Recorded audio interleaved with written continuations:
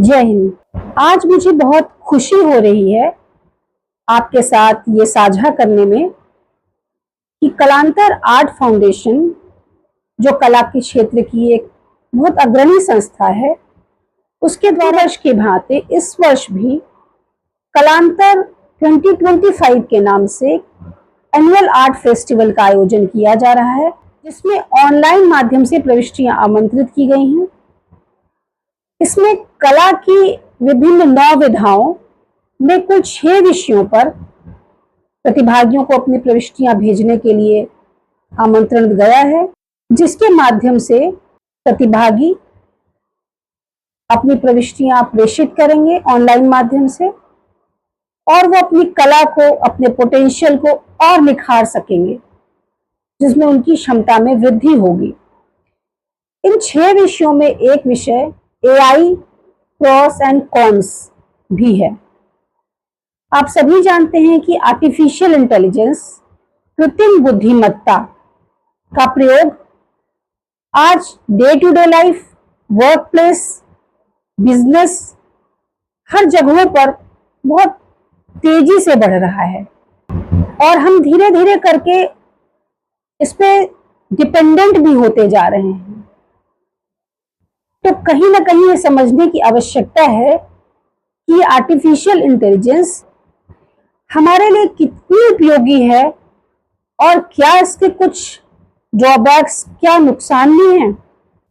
तो इस मुद्दे पर आज हम चर्चा करते हैं कि एआई के क्या फायदे और क्या नुकसान है।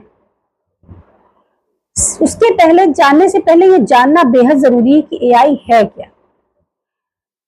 जो आर्टिफिशियल इंटेलिजेंस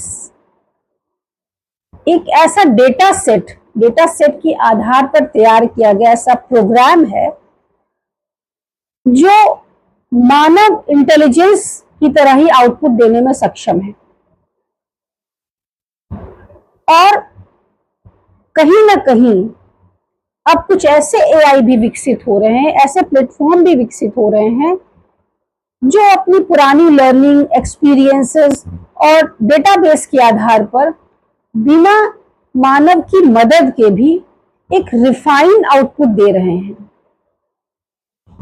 तो ये जो एआई है, ये हमारे हर दिन की कार्रवाइयों में इसने प्रवेश कर लिया है और तेजी से विस्तार भी हो रहा है। तो आज यहां ये जानने की बेहद आवश्यकता है कि एआई के फायदे क्या हैं और नुकसान क्या हैं। तो इस एआई का प्रयोग के जो फायदे हैं, उसमें सबसे पहला फायदा जो है वो है इंक्रीज्ड एफिशिएंसी एंड प्रोडक्टिविटी। जब किसी एक रेगुलर वर्क जो रोजमर्रा के जीवन में हम कर रहे हैं, कोई भी कर्मी करता है, तो वो डेटा एनालाइजेशन, डेटा फीडिंग, ये करना एक कहीं ना कहीं थोड़ा नीरस और उबाऊ काम हो जाता है। उससे उसकी थोड़ी एफिशिएंसी घटने लगती है, लेकिन हमारे एम्प्लॉय की एफिशिएंसी कहीं ना कहीं प्रभावित होती है। और जब उस एक रेगुलर वर्क को एआई के सुपुर्द कर दिया जाता है, डेटा एनालाइज करके, डेटा फीड करके ये एआई अपना वर्क स्टार्ट करता है, तो जो हमारा एम्प्लॉय है, जो ह्यूमन है, उसकी जो एफिशिएंसी है, उसका प्रयोग कुछ और क्रिएटिव वर्क, कुछ और डिफरेंट आउटपुट के लिए किया जा सकता है। एआई का दूसरा फायदा है इंक्रीजिंग एक्यूरेसी। जब हम एक डेटा सेट पे वर्क करता है एआई, तो त्रुटियों की संभावना कम होती है। कहा जाता है कि मानव है तो कहीं ना कहीं उससे कुछ काम में बहुत गंभीरता से कार्य करने में भी त्रुटि की संभावना रहती है। लेकिन जब एआई को उस वर्क को दिया जाता है आर्टिफिशियल इंटेलिजेंस की मदद से, एक सेट डेटा पे वो कार्य होता है, तो जो उसका एनालाइजेशन होता है, उसका आउटपुट होता है, उसमें एक्यूरेसी की चांसेस बहुत ज्यादा होती हैं। और साथ ही एआई कहीं ना कहीं रिस्क को भी कम करने में हमें मदद करता है। फॉर एग्जाम्पल, जहां रेडिएशन वाले एरिया में अगर आपको कोई एक्सपेरिमेंट करना है तो एक ह्यूमन बीइंग पर इसका निगेटिव इम्पैक्ट पड़ सकता है उसकी हेल्थ पर। लेकिन अगर हम एआई जनरेटेड रोबोट पे के साथ उस एक्सपेरिमेंट को करते हैं तो ह्यूमन लाइफ पे जोखिम कम होता है। ऐसे कुछ एरियाज हैं जिसमें एआई हमारे जोखिम को कम करने में भी हमारी हेल्प करता है। एआई 24/7 अवेलेबल होता है। बहुत सारी असिस्टेंट्स हम देखते हैं जो स्वचालित चैटबॉट होते हैं, वो हमें ऑफ आवर्स में भी हमारी क्वेरीज का रिस्पॉन्स करते हैं। एक ह्यूमन को कहा जाता है कि 8 घंटे कार्य के बाद एक रेस्ट की जरूरत होती है, लेकिन एआई चैटबॉट जो हैं वो कंटिन्यूअस 24/7 हमारे प्रश्नों का उत्तर देते हैं और हमारे बहुत सारी समस्याओं का समाधान होता जाता है। साथ ही एक डिसीजन मेकिंग जो है उसमें भी आर्टिफिशियल इंटेलिजेंस बहुत एनहांस तरीके से वर्क करता है। एक ह्यूमन बीइंग का जो डिसीजन होता है किसी भी मुद्दे पर, वो कभी कभी कुछ पूर्वाग्रहों से भी ग्रसित हो सकता है। लेकिन अगर एआई का जो हमने डेटा फीड किया है वो बिना किसी पूर्वाग्रह के उसका परीक्षण कर लिया गया है कि उसमें ऐसी कोई कमियां नहीं है, तो वो जिस तरह का डिसीजन देता है, जिस तरह की निर्णय देता है, वो बायस्ड होने की चांसेस बहुत कम होती हैं। तो एआई का एक फायदा इनहैंस डिसीजन मेकिंग भी है। तो कुल मिलाकर देखा जाए तो एआई के प्रयोग के बहुत सारे फायदे हैं, जिसने हमारी लाइफ को थोड़ा इजी बनाया है। हमारे काम तेज गति से हो रहे हैं, एक्यूरेट तरीके से हो रहे हैं, कॉस्ट सेविंग भी हो रही है, डिसीजन मेकिंग भी फास्ट है और डे टू डे लाइफ में हम इसका उपयोग करके अपनी लाइफ को इजी बना रहे हैं। लेकिन क्या इसके कुछ नुकसान भी हैं इसके प्रयोग के? जी हाँ, कुछ ही सही लेकिन थोड़े बहुत एआई के प्रयोग के नुकसान भी हैं, जिसपे भी चर्चा करना बेहद जरूरी है। सबसे पहला एआई का जिसको हम ड्रॉबैक या नुकसान या कोई भी चीज आप समझिए कहा जा सकता है, वो है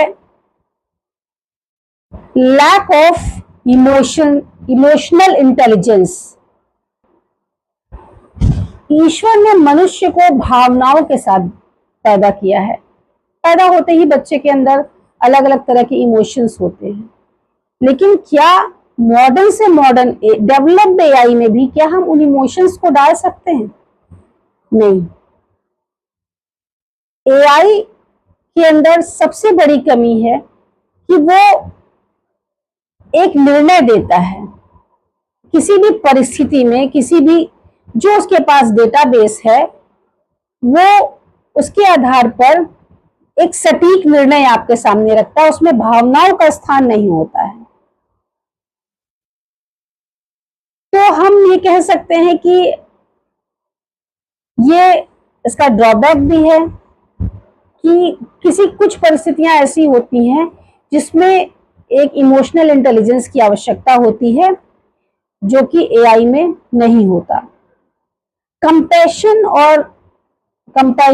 और काइंडनेस, ये जो गुण है वो मानव में ही है और मानव में ही रहेंगे। इस मामले में एआई लैक करता है। एआई का के आने के बाद से एक बहुत बड़ा जो ड्रॉबैक है वो जॉब डिस्प्लेसमेंट का भी है। हालांकि आर्टिफिशियल इंटेलिजेंस के क्षेत्र में नई जॉब की संभावनाएं तेजी से बढ़ रही हैं, लेकिन इसके लिए अभी बहुत स्किल डेवलपमेंट की आवश्यकता है और जो ये फेज ट्रांजिशन का फेज होगा, इसमें जॉब मार्केट में कुछ कमी आएगी और जिसका नुकसान मानव को उठाना पड़ सकता है। तो जॉब डिस्प्लेसमेंट भी इसका एक नुकसान है।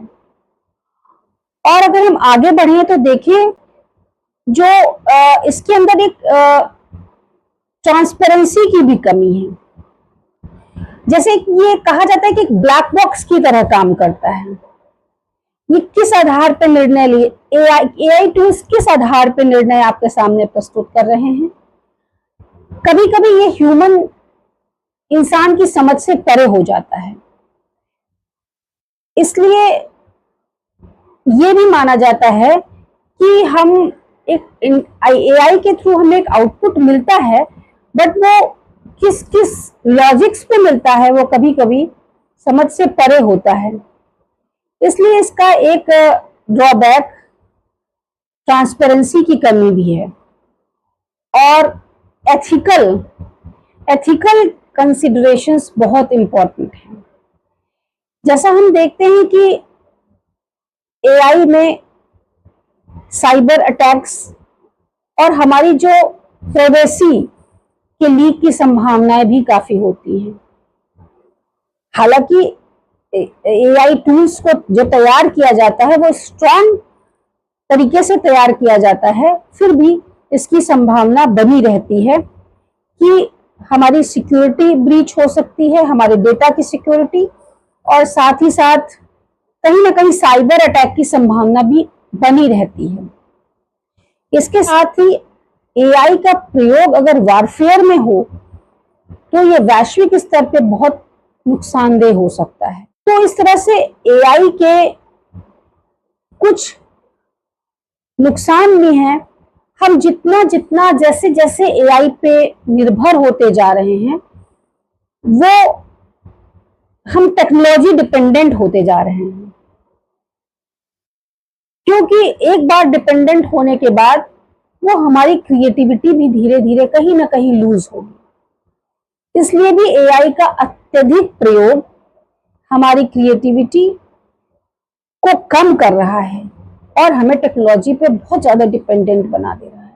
चीजें इजी हो रही हैं लेकिन डिपेंडेंसी भी बढ़ रही है।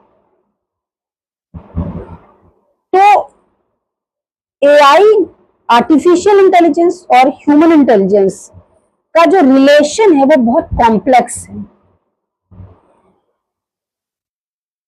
ये 100% श्योर है कि एआई धीरे धीरे करके ह्यूमन की कैपेबिलिटी को बढ़ाने में मदद करेगा, लेकिन उसको रिप्लेस नहीं कर सकता।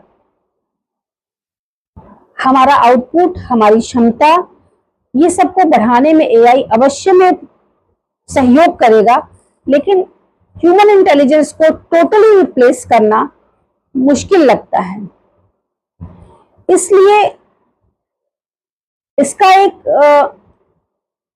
सूत्र है, इसका एक ब्रह्म वाक्य है कि जो एआई है वो डेवलप चूंकि ह्यूमन द्वारा ही किया जा रहा है, इसलिए कोशिश की जाए कि जो भी एआई डेवलप किए जाएं वो ऐसे डेवलप किए जाएं जो कि हमारे ह्यूमन इंटेलिजेंस से अलाइन हो और ह्यूमन वैल्यूज का भी कहीं ना कहीं उसमें इंपॉर्टेंस हो, ताकि एआई सिर्फ हमारे मददगार साबित हो और ना कि हमारा इससे कहीं नुकसान हो। अब आगे का भविष्य, जैसा सब कहते हैं, कंप्यूटर का है, एआई का है और इससे बैकअप नहीं हो सकते। अब हम आगे ही बढ़ेंगे, तो इसका संतुलित प्रयोग हमेशा हमारे लिए लाभकारी होगा, हमारे जीवन को सरल बनाएगा, सुगम बनाएगा। लेकिन फिर भी ह्यूमन इंटेलिजेंस है और इसकी जो प्लस पॉइंट्स हैं, इसके अंदर जो अत्यधिक क्षमता ईश्वर ने दे रखी है, उसका हमें समुचित प्रयोग करते रहना है और न कि पूरी तरह से टेक्नोलॉजी पर डिपेंडेंट होना है। तो जो ये competition, national online art competition है, इसमें जो artificial intelligence pros and cons topic है, इसके बारे में थोड़ी हम लोगों ने चर्चा की। इसके दो पहलू हैं, इसके फायदे नुकसान, और इसके बिना आगे का जीवन सोचा भी नहीं जा सकता है। लेकिन ह्यूमन इंटेलिजेंस ने ही आर्टिफिशियल इंटेलिजेंस को जन्म दिया है, इसलिए बैलेंस बनाकर रखना बहुत जरूरी है। और आप सबसे अनुरोध है कि कलांतर आर्ट फाउंडेशन के इस नेक कार्य में अवश्य सहयोग करें, अपनी प्रविष्टियां भेजें। कला की 9 विधाओं में जिस विधा में आपकी रुचि है उसमें अपनी प्रविष्टियां प्रेषित करें और अपनी कला को निखारें, और कला क्रांति के लिए तत्पर कलांतर आर्ट फाउंडेशन का सहयोग करें। जय हिंद, जय भारत।